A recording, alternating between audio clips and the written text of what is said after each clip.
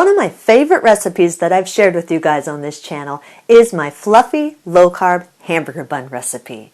It is so good, but as tasty as it is, it has its flaws. It's not quite as low-carb as I would like it to be. It's not keto. It's not gluten-free. And it contains yeast, which means having to knead it longer, having to wait around for it to rise, and sometimes we just don't have the time to do that.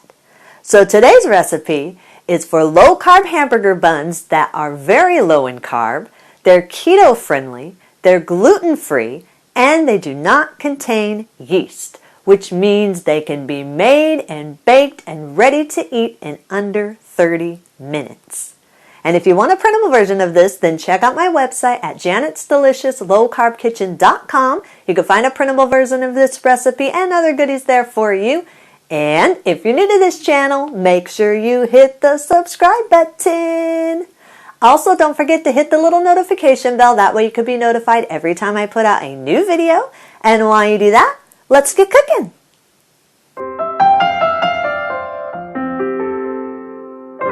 Preheat your oven to 375 degrees.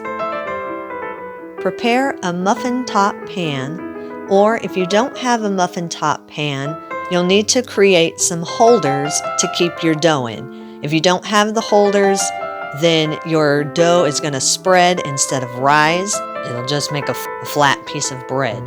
So you do need some kind of holder, either a muffin top pan or creating the foil holders. If you are using the foil holders, then all you need to do to make them is to take 6 to 10 strips of foil, 4 by 8 inches or 4 by 10 inches, depending on how big you want your roll to be. The 4 by 8 inches makes a bun that's about the same size as my muffin top pan, about 3 inches in diameter. The 4 by 10 will make a bun that's more of the traditional size of a hamburger bun. So if you're wanting this for hamburger buns rather than sandwich rolls, that would be the way to go for the 4 by 10. It's roughly about 4 inches in diameter for that. So depending on what size you're wanting will depend on how many strips you're going to need. Obviously, if you're making them bigger, you're going to need less strips. Smaller is going to need more strips. Once you've cut the strips into the size that you need, then you're going to fold your strips in half, which is going to make them either 4 by 4 inch squares or 4 by 5 inch rectangles, again, depending on what size bun you're wanting. Then you need to take either a mug or the bottom of a bowl and place it in the center of your foil and evenly mold the foil around the bottom of the mug or the bowl. If you're making the 3-inch diameter buns, then use the bottom of a mug. If you're making bigger hamburger buns, then use the bottom of a bowl. I actually have a patty shaper, and I shape the foil around the bottom of the patty shaper because I know that's the size of the patties I'm going to need, so I know that's the size of the bun I'm going to need. So either way, you need to shape it around something that's either 3 inches in diameter or 4 inches in diameter.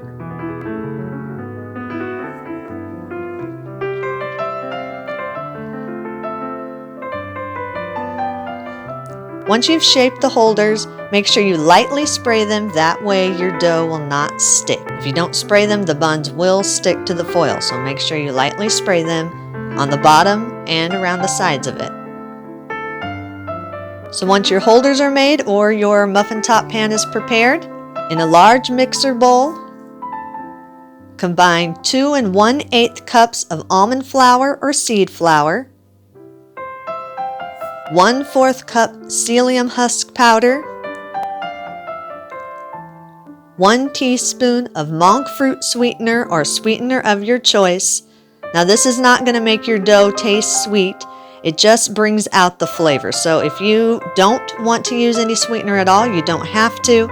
But I like to use it because it really brings out a good flavor and helps the dough not taste so much like almond or seed or whatever flour you're using. It makes it have a really nice flavor and blends all of the flours really nicely together. So it's up to you whether you want to use the sweetener or not. 1/8 cup coconut flour, 1/8 cup ground flax seeds or flaxseed meal, they're the same thing. 1 tablespoon baking powder, a 1/2 teaspoon of seasoned salt. Now you can use regular salt if you want to. I prefer to use seasoned salt in this particular recipe because I'm all about flavor, and the seasoned salt really gives it a good flavor to the dough. But if you just want to use regular salt, that's fine too. It's up to you how you want your buns to taste.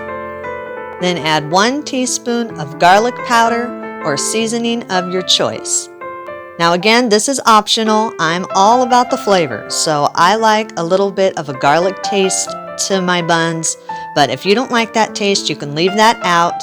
Or you can substitute onion powder or Italian seasoning or dried herbs if you want more of a savory bun. Or just leave it out completely so your bun just tastes like a plain bun. So it's up to you how you want your buns to taste.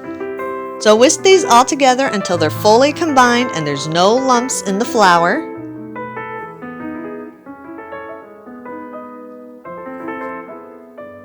Then add 4 room temperature eggs. As I always say, make sure your eggs are room temperature. They mix in much, much better when they're room temperature. Once you've added your eggs, beat on low for about 30 seconds or until everything is fully combined.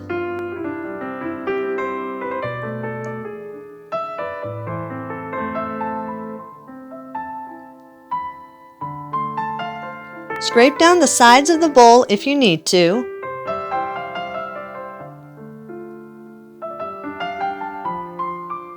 And add 1/4 cup of oil of your choice. I'm using canola oil. You can use any oil that you want. 3/4 cup of warm milk. And what I mean by warm milk is just basically you don't want it cold at all.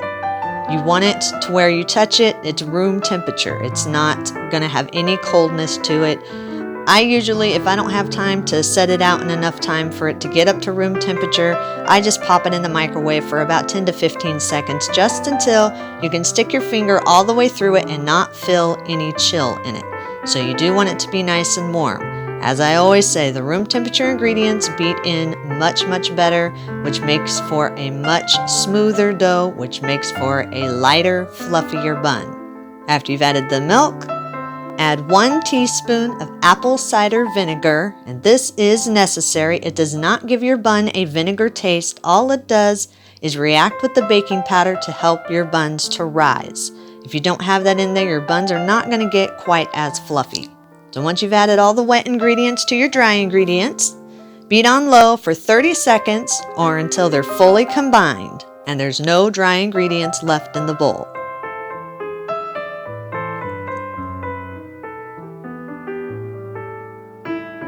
Scrape down the sides if you need to, and let the dough rest uncovered for about 10 minutes so that all the flour and psyllium husk can soak up the liquid. When you first get done beating it, it's going to look very thin and very wet, so this resting period is very, very important. You must have that. Once the dough has set, give it a quick stir just to make sure that you do have a nice thick dough. It's still going to be a little wet, but it should not be runny. You should be able to scoop it and it stays on a spoon without dripping off the bottom. So it's going to be a wet dough, but a thick dough. Scoop the dough 1/4 cup to 1/2 cup at a time into the muffin top pan or the foil holders. So how much dough you use depends on how big your holders are.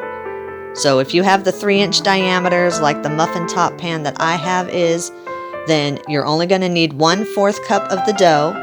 If you have a bigger holder, you're going to need more dough. The 4-inch diameter doesn't quite need a 1/2 cup. It's more like 1/4 of a cup plus a few tablespoons of dough, like maybe an 1/8 cup of dough, just enough to fill up the entire holders without running over. Use your fingers or a spoon and shape the dough into the holders or the muffin top pan, whichever one you're using. Then gently use the back of a spoon and flatten the top of the dough to make sure it's nice and even in your holder. You don't want one side bigger than the other because you'll have a crooked bun, and no one wants crooked buns. So make sure it's nice and even and create that bun shape. Then pop it in the oven and bake 12 to 15 minutes or until the buns are lightly golden. If you're using the 3-inch diameter holder, mine at 12 minutes was perfect for that.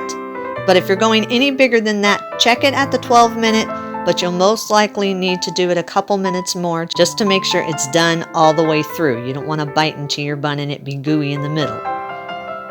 After they bake, let them sit in the pan for 3 to 5 minutes or until they're cool to your touch. Then transfer them to a wire rack to cool completely.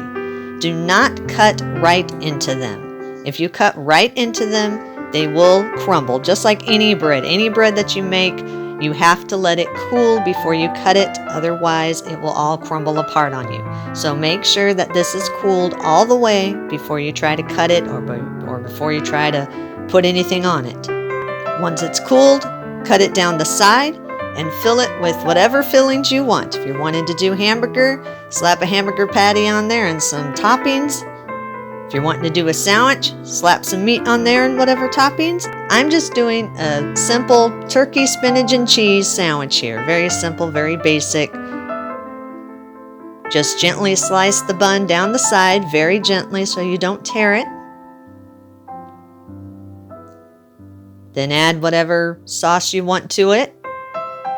I'm using mayonnaise. I know that's not the most keto friendly, but I like it, so that's what I'm using. Then top it with your meat, your cheese, and your spinach. A little tomato. And there you have a nice little simple sandwich. Eat and enjoy. And that's our recipe of the day. I hope you enjoyed it. If you did, hit the like and the subscribe button. Leave me a comment if you want to. Let me know if there's any recipes that you'd like to learn how to make, and I'll do what I can to get those out there for you. And as always, keep cooking.